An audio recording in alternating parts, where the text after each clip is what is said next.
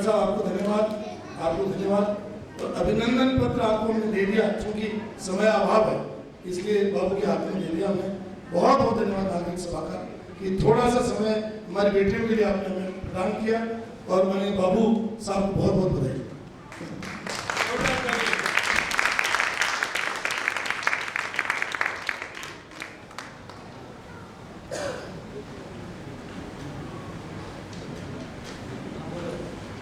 मुझे तो ऐसा लग रहा है कि एक साथ दो टीचरों गौरव सम्मान दे दिए गए हैं। हमारा भार आपने कम कर दिया।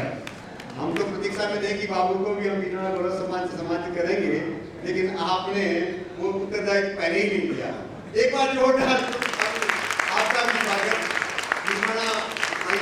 महिला विद्यालय के सभी पदाधिकारियों का, और आप उनके जो सूत्रधार हैं, ये सारी संकल्पना माननीय मंत्री महोदय, भूतपूर्व मंत्री महोदय, वर्तमान विधायकी हैं, उनकी भी संकल्पना थी कि निगोड़ा में महिला महाविद्यालय बनना चाहिए और भव्य बनना चाहिए।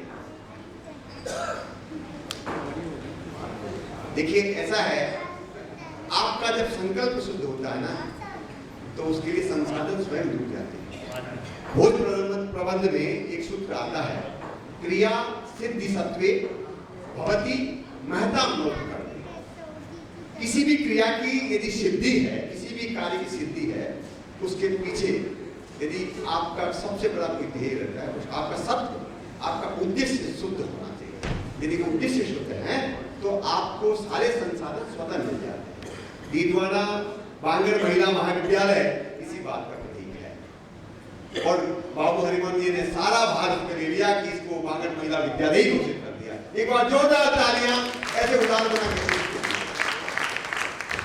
बाबू तो हमारे अपने हैं, जब हम भी निवेदन करते हैं बाबू हमारे भी उपस्थित हो जाते हैं। मेरा आपसे एक बार पुनः आवेदन है बाबू, आपको हम जब भी आग्रह करें, आप ऐसे ही हम पे कृपा करते रहिए और सहपत्नी करते रहिएगा।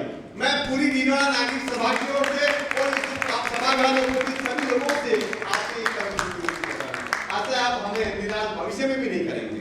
चलिए मैं आगे बढ़ता हूँ। विद्यार्थियों का शिक्षा प्रतिभा सम्मान, जैसा कि मंगनीराम पसारी, sorry I am very sorry, तो थोड़ा सा छूट गया।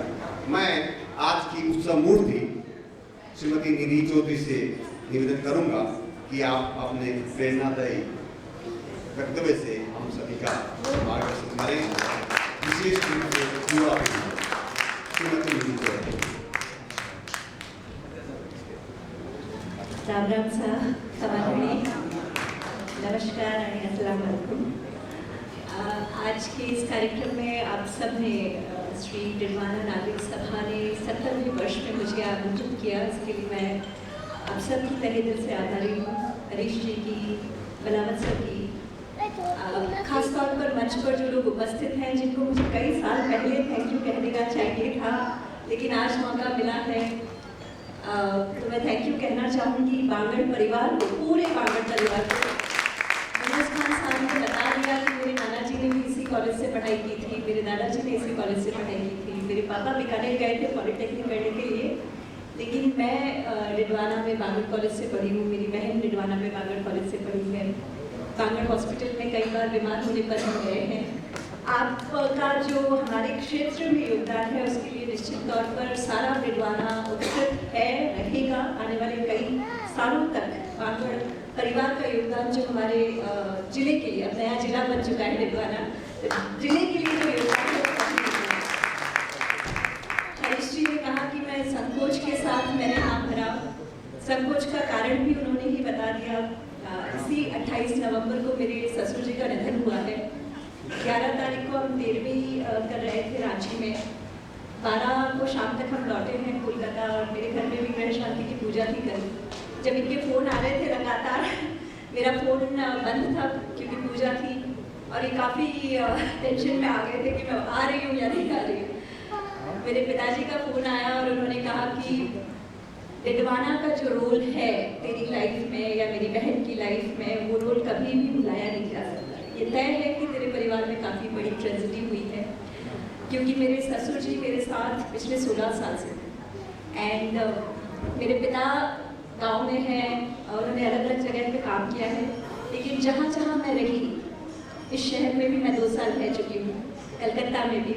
इसी शहर में मैं पहली बार मेरे ससुर जी से मिली थी, इसी शहर में मेरी शादी हुई थी, इसी शहर में मेरा बच्चा हुआ है, इसी शहर में मैंने यूपीएससी की तैयारी की है।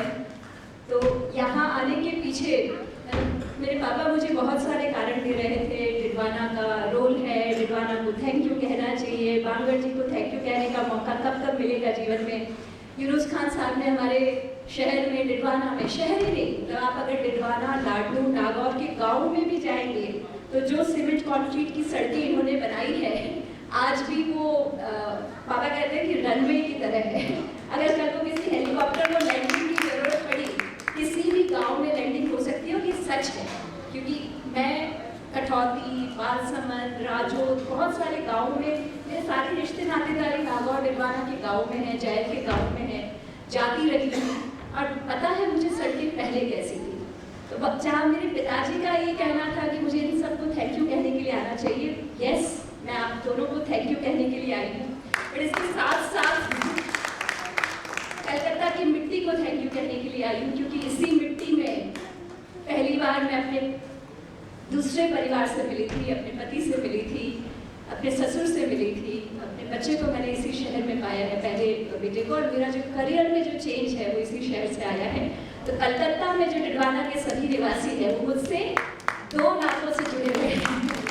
कलकत्ता की मैं हमेशा आभारी रहूँगी, और आप सबको बहुत बहुत धन्यवाद कि आप सबने आज दिवाली स्नेह मिलन का कार्यक्रम लगभग नवीन वर्ष आते हुए हो रहा है, फिर भी आप सबने उपस्थिति दिखाई। मैं लाडनू में पढ़ाई कर रही थी, 11th 12th साइंस मैथमेटिक्स की स्टूडेंट थी, अच्छे मार्क्स भी थे। 12th में एक आरएएस ऑफिसर आए जिन्होंने अच्छा भाषण दे दिया, काफ़ी अच्छा भाषण दिया about what civil servants do. RAS officers का रोल क्या होता है पब्लिक सर्विस में, आरएएस ऑफिसर्स का रोल क्या होता है देश के निर्माण में, राज्य के निर्माण में। और उसका इतना असर पड़ा कि मेरे फादर जो कि चाहते थे कि मैं एक इंजीनियर बनूं, मैंने अपनी लाइफ में काफ़ी डिफरेंट रोल डिसाइड किया, और मैंने पापा को कहा कि पापा मैं कोटा नहीं जा रही, मैं कोटा नहीं जाना चाहती, मैं सीकर नहीं जाना चाहती, मैं इंजीनियरिंग नहीं करना चाहती हूँ। और thanks to my father being my father, Yunus Khan साहब ने बताया किस तरह से बहुत ही मोटिवेट करने वाले, और हरीश जी ने भी बताया कि किस तरह मेरे जीवन में उनका बहुत बड़ा रोल है। उन्होंने उस समय में जब मैंने ये डिसीजन लिया था, जब मेरे सारे रिश्तेदार अपनी बेटियों के लिए रिश्ते ढूंढ रहे थे, अपने बेटों के लिए रिश्ते ढूंढ रहे थे, मेरे पिता की नई उलझन ये थी कि अब कौन से कॉलेज अवेलेबल है जहाँ ये आर्ट्स कर सकती है क्योंकि मैंने निर्णय लिया था कि मैं ह्यूमैनिटीज़ में आरएएस ऑफिसर्स बनने के लिए, आईएएस ऑफिसर्स बनने के लिए कौन से सब्जेक्ट लगते हैं मैं वो लेना चाहती हूँ। और मेरे फादर ने मुझे genuinely, he took me to Sujala college, जो लाडनू सुजानगढ़ के बीच में कॉलेज है, सुजला जाके दिखाया, फिर डिडवाना आके दिखाया। गर्ल्स कॉलेज उस समय नहीं हुआ करता था, ये 2 ही कॉलेज थे जो लाडनू के पास में थे, और मेरे पापा ने दोनों कॉलेज दिखा के बताया बस से अप डाउन करना पड़ेगा, लाडनू में जेई थे बाबा उस समय, कौन से कॉलेज में जाना है। And I took a call कि सुजला कॉलेज जिसकी लोकेशन जो है वो काफ़ी सेफ नहीं है, एंड अनफॉर्चुनेटली ये बताने में या एडमिट करने में हमें कोई झिझक नहीं होनी चाहिए कि उस समय भी लड़कियों के लिए शिक्षा के लिए बाहर जाना काफ़ी रिस्की डिसीजन था, गट्सी डिसीजन था, बस से अप डाउन करना। और डिडवाना कॉलेज जो है वो बिल्कुल शहर के बीचों बीच मेन शहर में है, काफ़ी सेफ फील करवाता है। सो मैंने सुजला की बजाय बांगड़ कॉलेज इस कारण से लिया था। लेकिन एज माता पिता, मेरे पिता ने जो मेरे सामने ये आदर्श रखा कि बच्ची 12th की टॉपर होने के बावजूद, साइंस मैथ्स की टॉपर होने के बावजूद अगर ये निर्णय लेती है कि मुझे हिस्ट्री और पब्लिक एडमिनिस्ट्रेशन पढ़ना है, तो उस बच्चे के साथ खड़े होने की हिम्मत दिखाते हैं। जब आपके बच्चे अलग बिजनेस करना चाहते हैं, जब आपके बच्चे अलग स्टार्टअप करना चाहते हैं, आपके परिवार में कोई अलग राह पे चलना चाहता है, तब आप उसके साथ इस तरह से खड़े होते हैं जैसे मेरे पिता खड़े थे। उन्होंने ऑप्शंस दिए मुझे। 12वीं के बाद की लड़की जो हार्डली 15-16 साल की है, उसको कॉलेज दिखाना और ये कहना कौन से कॉलेज चुनने और फिर ये कहना कौन से सब्जेक्ट चुनने हैं। और मैंने फिर नागनूर से डिडवाना बस से अप डाउन करके बांगड़ कॉलेज को चुना था।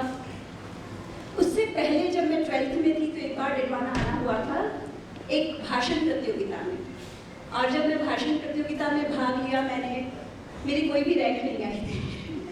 और सामने ऑडियंस में से बहुत लोगों ने कहा कि नहीं आवाज़ अच्छी है, टोनैलिटी है, मॉड्यूलेशंस हैं, जिन शब्दों का मुझे कोई अर्थ भी नहीं पता था कि क्या होता है क्या नहीं होता है, कि नहीं कोई रैंक तो आनी चाहिए थी, कम से कम प्रोत्साहन पुरस्कार तो मिलना चाहिए था।